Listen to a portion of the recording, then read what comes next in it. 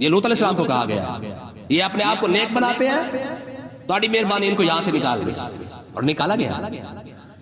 سمجھ آئی کہ نہیں ہے؟ شعیب علیہ السلام نے تو اتنی بات کی تھی نا، یار گھٹ ناپ تولنا کیا کرو. نے کہا یار تھوڑی مہربانی آپ ہمارے معاملے نہ بولا کریں. ان اللہ نراک فینا ضعیفا، اور آپ اتنے بھی نہیں ہے کہ ہم سے بات کر سکے. آپ کے پاس تو پیسہ ہی کوئی نہیں، پاور کوئی نہیں ہے. تو جب آپ حق بات کریں گے آپ پر اعتراض ہوگی. جب آپ دین پر چلیں گے لوگ آپ کے سامنے روڑے اٹکائے گیا ہے. بڑا مولوی بن گیا بھائی آج کل تو بھائی درس سنن لگ پیا، قرآن سنن لگ پیا، بڑی گل ہے مسیحے جان لگ پیا، مولوی کو بیٹھ لگ پیا. تو یہ کریں گے لوگ بات.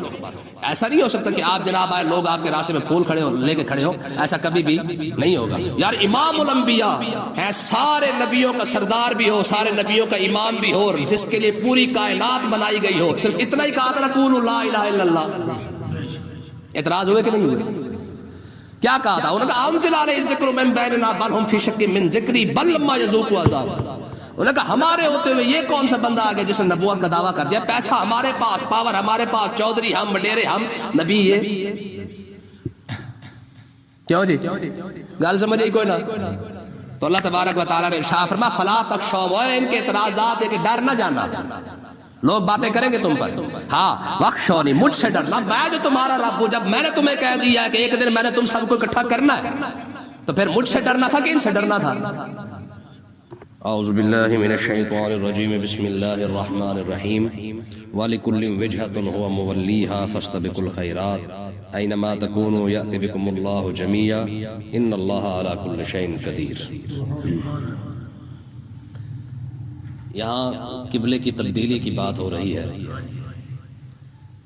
3 جگہ پہ 3 بار اللہ تبارک و تعالیٰ نے قبلے کی تبدیلی کا حکم بیان فرمایا ہے.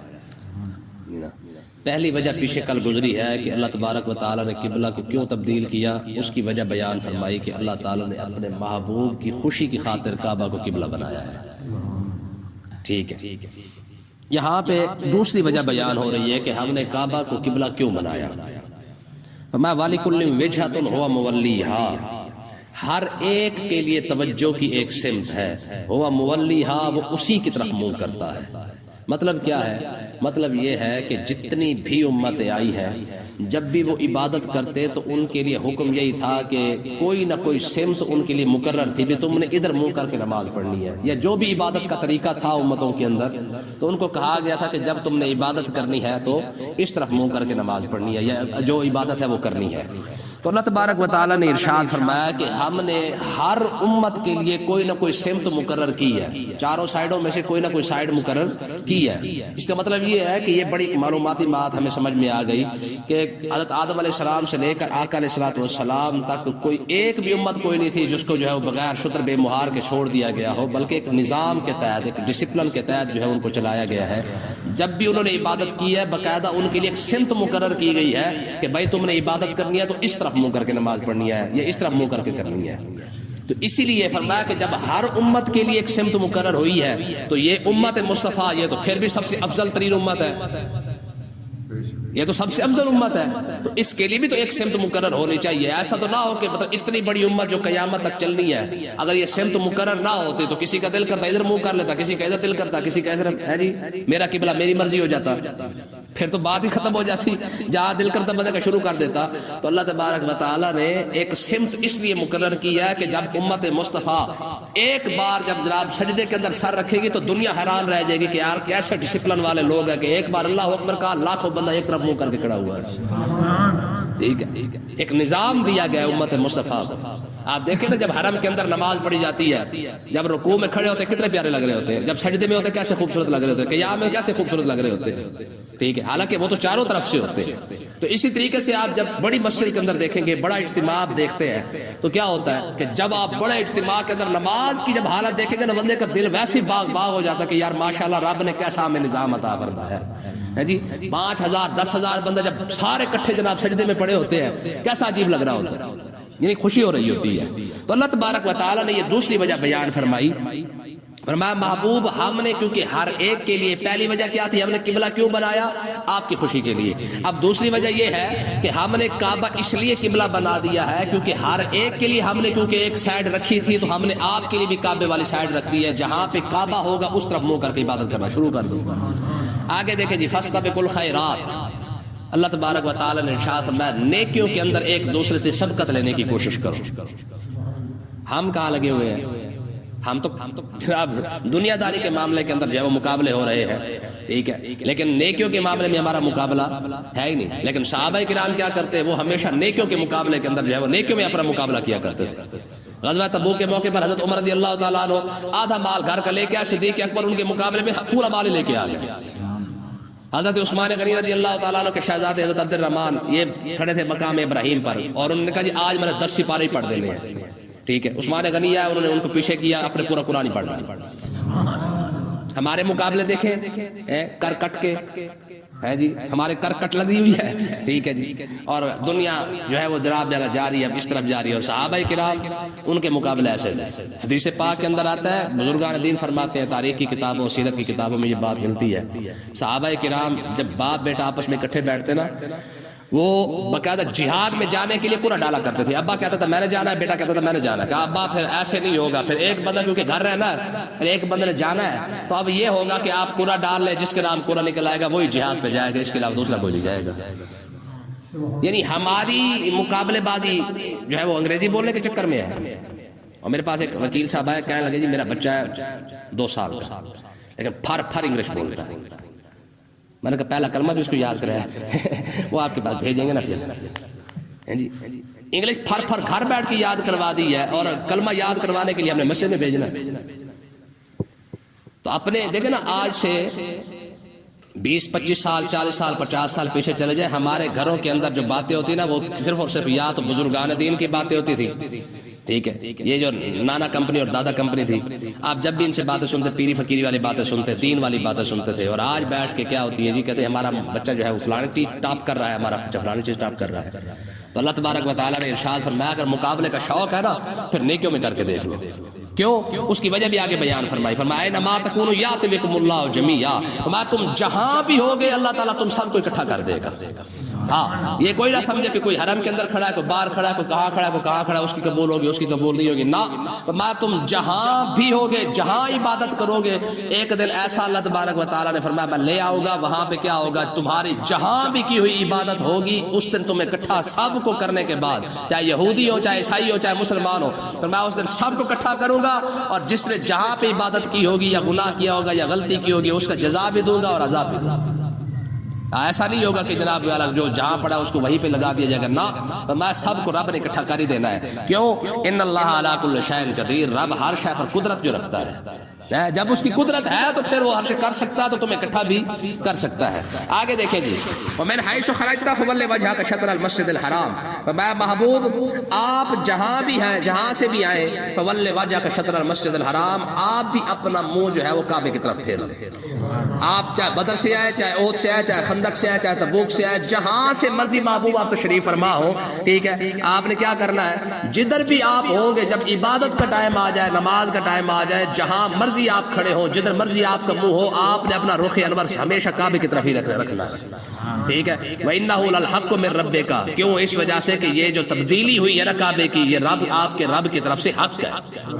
یہ حکم جو دے دیا گیا یہ آپ کے رب کی طرف سے بالکل حق ہے. وَمَا اللَّهُ بِغَافِلٍ عَمَّا تَعْمَلُونَ، اور تم جتنے بھی عمل کرتے ہو، عام لوگوں کو کہا جا رہا ہے تم جتنے بھی عمل کرتے ہو رب تمہارے اعمال سے غافل نہیں ہے. آگے دیکھیں جی، اب یہاں پہ آقا علیہ السلام اور پوری امت مصطفیٰ کو یہاں پہ خطاب کیا گیا ہے. فرمایا وَمِنْ حَيْثُ خَرَجْتَ فَوَلِّ وَجْهَكَ شَطْرَ الْمَسْجِدِ الْحَرَامِ، اے محبوب جہاں بھی آپ ہو آپ اپنا چہرہ مسجد حرام کی طرف پھیر لیں.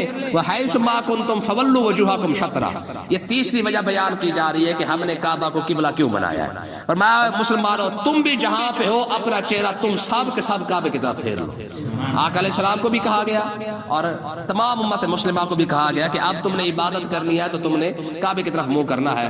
اب کیوں ہم نے کعبہ تبدیل کیا ہے، اس کی تیسری وجہ یہ ہے لِأَلَّا يَكُونَ لِلنَّاسِ عَلَيْكُمْ حُجَّةٌ، تو میں ہم نے اس لیے بنایا تاکہ یہودی اور عیسائی جو اہل کتاب ہے، ٹھیک ہے، دونوں نصرانی اور یہودی، تو میں تاکہ یہ آپ پر کوئی حجت نہ قائم کر سکے، آپ پر کوئی اعتراضات نہ کر سکے. لے جی پہلے آپ نے ادھر بنایا وہ تب آپ نے ادھر کر لیا ہے، تو میں آپ نے ان کے اعتراضات کی طرف نہیں دیکھنا.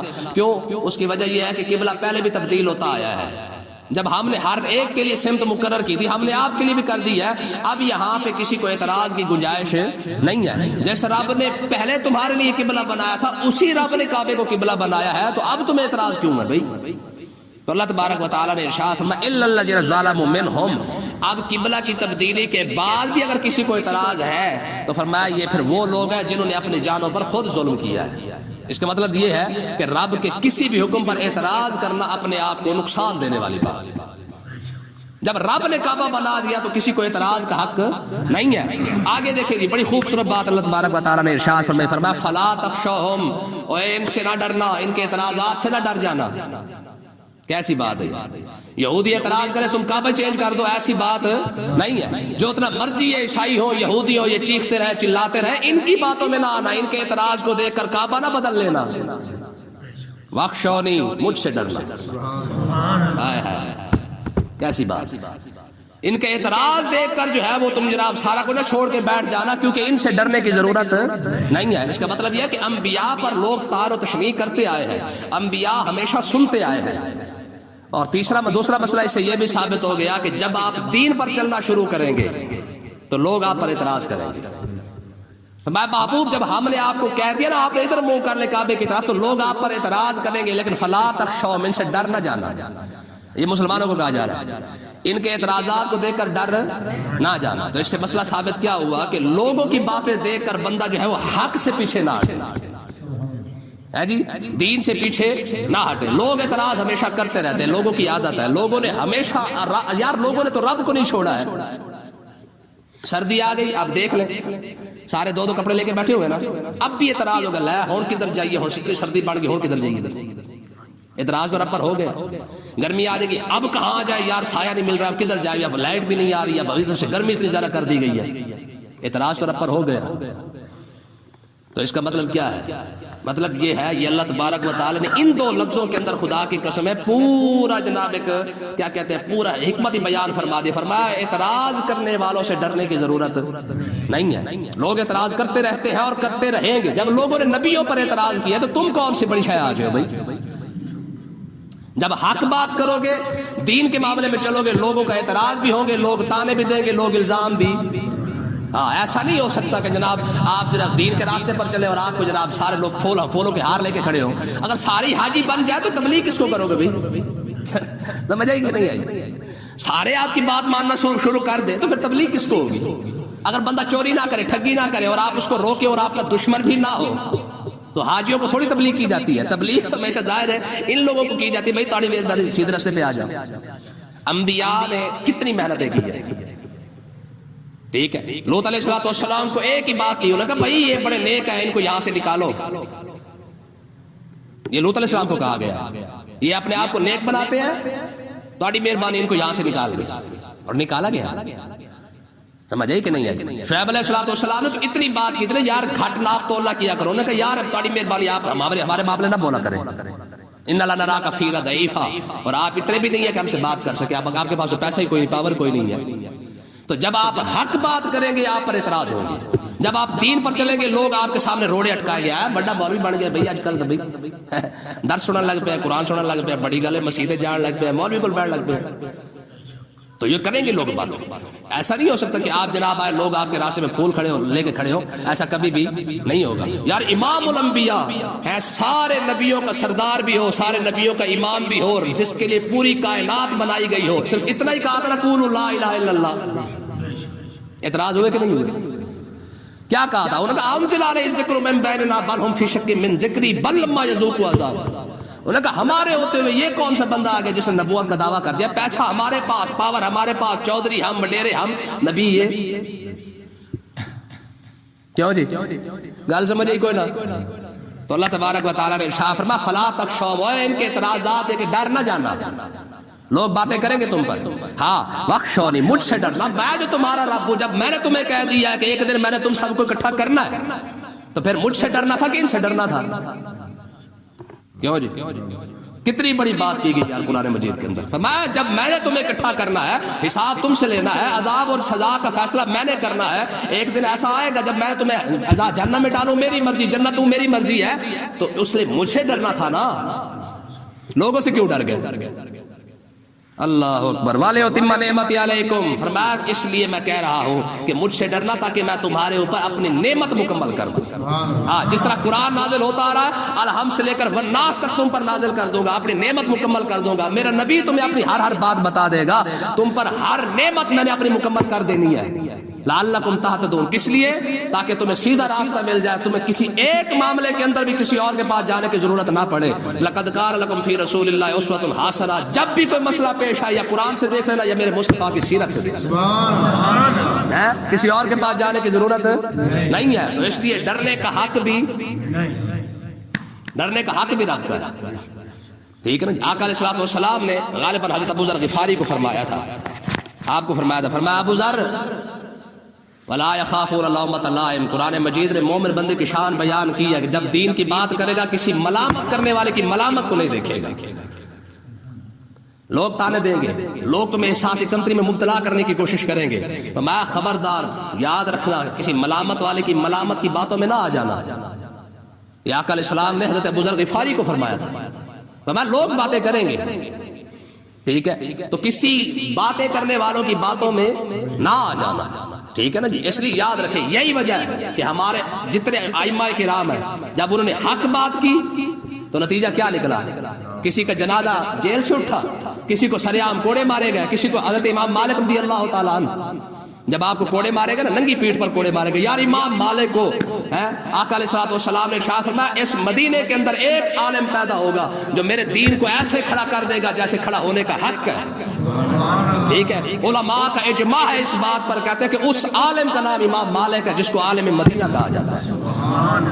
تو کیا خیال ہے؟ کچھ بھی نہیں ہوا. کیا ہے؟ لوگ ہار لے کے کھڑے ہوئے تھے؟ نہیں، ایک ہی مسئلہ اٹھا. امام مالک نے جب اس کی مخالفت کی آپ نے فرمایا یہ مسئلے کے لیے دلیل دو، میں ماننے کے لیے تیار ہوں. جب اس کے لیے خلق قرآن کے مسئلے میں جب دلیل نہ پیش کر سکے، ٹھیک ہے، خلق قرآن کا مسئلہ اٹھا امام مالک کے دور میں کہ قرآن مخلوق ہے، آپ نے فرمایا نہیں، ھذا کلام اللہ، یہ رب کا کلام ہے.